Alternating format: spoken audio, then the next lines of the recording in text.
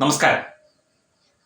ശബരിമല തന്ത്രിയായിരുന്ന കണ്ഠര് മോഹനര് അദ്ദേഹത്തെ അടക്കം ഇപ്പോൾ SIT ചോദ്യം ചെയ്ത വിഷയത്തിൽ കുറെ നാളുകൾക്ക് ശേഷമാണ് ഇദ്ദേഹത്തിന്റെ പേര് മാധ്യമങ്ങളിലേക്ക് ഉയർന്നു വരുന്നത്. അദ്ദേഹം കുറെ കാലത്തിന് മുൻപ് തന്നെ ഈ തന്ത്രസ്ഥാനം അദ്ദേഹം തന്ത്ര കർമ്മങ്ങൾക്ക് ശബരിമലയോ മറ്റോ പോകാറില്ലായിരുന്നു. അദ്ദേഹത്തിന്റെ മകനാണ് പകരം വന്നുകൊണ്ടിരുന്നത്.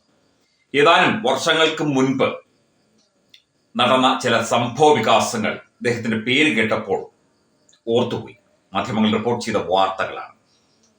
കണ്ഠര് മോഹനരെ ഭീഷണിപ്പെടുത്തി ഒരു ലോഡ്ജിൽ കൊണ്ടുവന്ന് മറ്റൊരു സ്ത്രീയോടൊപ്പം ഫോട്ടോ എടുക്കുകയും അദ്ദേഹത്തെ ആക്രമിക്കുകയും ഉപദ്രവിക്കുകയും ചെയ്ത ഒരു പെൺഗുണ്ടയെ പ്രേക്ഷകർക്ക് ഓർമ്മയുണ്ടോ? ശോഭ ജോൺ എന്നാണ് ഇവരുടെ പേര്. ഇപ്പം ചില സമൂഹ മാധ്യമ പേജുകളിലൊക്കെ ഇവരെ കുറിച്ച് ഒരു ലേഡി ഡോൺ ആയ ഇവരെ അട്ടക്കുളങ്ങര വനിതാ ജയിലായിരുന്നപ്പോൾ ഇവരെ ശിക്ഷിക്കപ്പെട്ടു, പല കേസുകളിൽ ശിക്ഷിക്കപ്പെട്ടു. അവിടെയും ഒരു ഡോണായിട്ട് സ്ത്രീകളെയൊക്കെ ഭരിച്ചുകൊണ്ട് നടക്കുകയായിരുന്നു എന്നുള്ള കാലങ്ങൾക്ക് മുൻപുള്ള ഒരു മാധ്യമ റിപ്പോർട്ടും പെട്ടെന്ന് ഓർമ്മ വന്നു. ലേഡി ഡോണുകൾ, ഇപ്പോൾ ലേഡി ഡോണുകൾ പലരുണ്ട് എന്നാണ് കേൾക്കുന്നത്. ഈ മയക്കുമരുന്ന് വ്യാപാരം, കച്ചവടം, അതുപോലെ കള്ളക്കടത്ത്, സ്വർണ്ണക്കടത്ത്, അങ്ങനെ നിരവധി പരിപാടികൾ, അതുപോലെ തന്നെ ഗുണ്ടായിസം, കൊട്ടേഷൻ പരിപാടി, പുരുഷന്മാരെ വെല്ലുന്ന തലത്തിലേക്ക് ചില കൊട്ടേഷൻ സംഘങ്ങൾ, സ്ത്രീകൾ നേതൃത്വം നൽകുന്നുണ്ട് കൊച്ചിയിൽ എന്നൊക്കെയുള്ള ചില സൂചനകൾ ഉണ്ടായിരുന്നു. ഈ തന്ത്രി വിഷയത്തിലടക്കം നിരവധി കേസുകളിൽപ്പെട്ട ഈ സ്ത്രീ ശോഭ ജോൺ ഇപ്പോഴും ജയിലിലാണ് എന്നുള്ളതാണ് നമുക്കറിയാൻ സാധിക്കുന്നത്. അതോ ഇനിയിപ്പോൾ അവരെ 18 വർഷത്തേക്കോ മറ്റാണ് ശിക്ഷിച്ചത്. പുറത്തിറങ്ങിയോ എന്നുള്ള കാര്യം അറിയില്ല. വെള്ളിത്തിരയെ വെല്ലുന്ന കഥകളാണ് ഇവർക്ക് ഉണ്ടായിരുന്നത് എന്ന കാര്യം ഇപ്പോൾ വെറുതെ ഓർക്കുകയാണ്. നമ്മുടെ സാമൂഹ്യ അവസ്ഥ മാറി, സ്ത്രീകളുടെ അവസ്ഥയും, അതായത് സ്ത്രീകൾ വീട്ടിനകത്ത് ഒളിച്ചിരിക്കുന്ന അല്ലെങ്കിൽ വീട്ടിനകത്തിരിക്കുന്ന അവസ്ഥയൊക്കെ തന്നെ മാറി. സ്ത്രീകളും സജീവമായി പല മേഖലകളിൽ പ്രവർത്തിച്ചു തുടങ്ങി. അപ്പോൾ അവരെ ഏതെങ്കിലും തരത്തിൽ ബുദ്ധിമുട്ടിക്കാനും പറ്റും. ഈ ലേഡി ഗുണ്ടകളെ വിടുന്ന പരിപാടിയുണ്ട് എന്നൊക്കെ കേൾക്കുന്നു. അതുപോലെ ഗുണ്ടായിസം കാണിക്കുകയും മയക്കുമരുന്ന് കച്ചവടം നടത്തുകയും ഒക്കെ ചെയ്യുന്ന ധാരാളം യുവതികളൊക്കെ തന്നെ അറസ്റ്റിലായിട്ടുണ്ട് എന്നത് നമുക്കറിയാം. അതുപോലെ തന്നെ ഈ ശോഭാ ജോണിന് മുന്നിൽ പുരുഷന്മാരായ പല ഗുണ്ടകളും പഞ്ചപുച്ഛമടക്കി നിന്നു എന്നുള്ള ചില ചരിത്രവും ഒക്കെ ഇവർക്കുണ്ട്. ഇവരെ എല്ലാവർക്കും പേടിയായിരുന്നു. വാഹന കച്ചവടം, അതുപോലെ തന്നെ റിയൽ എസ്റ്റേറ്റ് ബിസിനസ്, മയക്കുമരുന്ന് കച്ചവടം തുടങ്ങിയ കാര്യങ്ങളൊക്കെ തന്നെ ഇവർ ചെയ്തിരുന്നതായുള്ള റിപ്പോർട്ടുകൾ ഉണ്ടായിരുന്നു. ഒരു പെണ്ണിന് ഇങ്ങനെയൊക്കെ ആകാൻ കഴിയുമോ എന്ന് കേരളം ചോദിച്ചത് ഒരു വേള ശോഭാ ജോണിന്റെ ചരിത്രം പറഞ്ഞുകൊണ്ടായിരിക്കും. ബ്ലേഡുകാരിയായിട്ടായിരുന്നു ഇവരുടെ തുടക്കം. ബ്ലേഡ് പലിശയ്ക്ക് പണം കൊടുക്കുന്ന വ്യക്തിയായിട്ടായിരുന്നു തുടക്കം. കേരളത്തെ ഞെട്ടിച്ച ശബരിമല തന്ത്രിയെ ഭീഷണിപ്പെടുത്തിയ സംഭവത്തിന് പിന്നിലെ മുഖ്യ സൂത്രധാര ഈ സ്ത്രീയായിരുന്നു.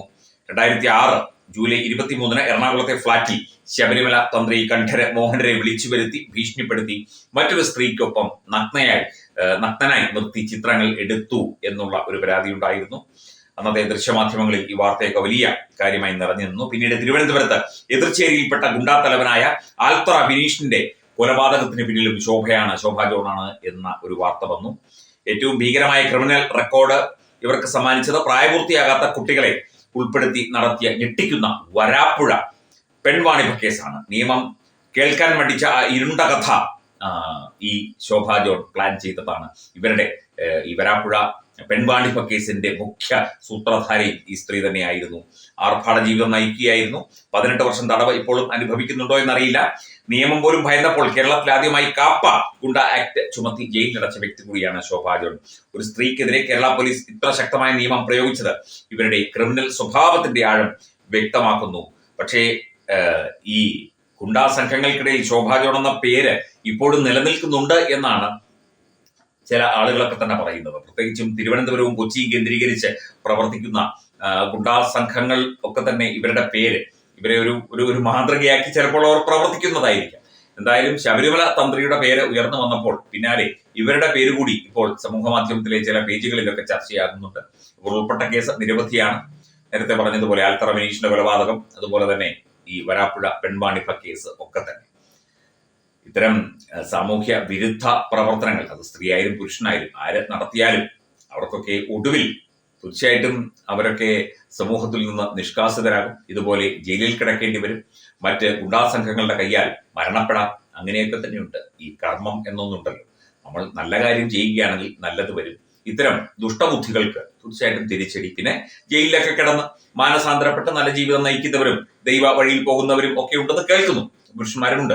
ഏതായാലും സ്ത്രീ ഗുണ്ട എന്ന് പറഞ്ഞാൽ, അല്ലെങ്കിൽ നാട്ടുഭാഷയിൽ ഗുണ്ടി എന്ന് വേണമെങ്കിൽ വിളിക്കാം, ഈ സ്ത്രീയുടെ പേര് ശോഭാ ജോണിന്റെ പേരാണ് പെട്ടെന്ന് ഓർമ്മ വരുന്നത് എല്ലാവർക്കും. നിയമത്തിന്റെ വഴിക്ക് തന്നെ നീങ്ങും. നിയമത്തിനെ വെല്ലുവിളിച്ചുകൊണ്ട് ഇത്തരം പ്രവർത്തികൾ നടത്തുന്നവരുണ്ടാകാം. പക്ഷേ അവർക്കൊക്കെ തന്നെ ശക്തമായ നിയമപരമായ സാമൂഹ്യമായ തിരിച്ചടി കിട്ടും. ഇവരെയൊക്കെ വലിയ ആരാധനാപാത്രത്തോടെ നോക്കിക്കാണുന്നവരും ഉണ്ടാകാം. ഇപ്പം തന്ത്രി കണ്ഠര മോഹനരുടെ പേര് ഉയർന്നു വന്നപ്പോൾ പെട്ടെന്ന് മാധ്യമങ്ങളിൽ ചില സമൂഹ മാധ്യമ പേജുകളൊക്കെ തന്നെ ഇവരുടെ വിഷയങ്ങളും ഇവരുടെ ചരിത്രവും ഇവരുടെ പശ്ചാത്തലവും ഒക്കെ തന്നെ ഇപ്പോൾ ചർച്ചയാക്കുന്നുണ്ട്.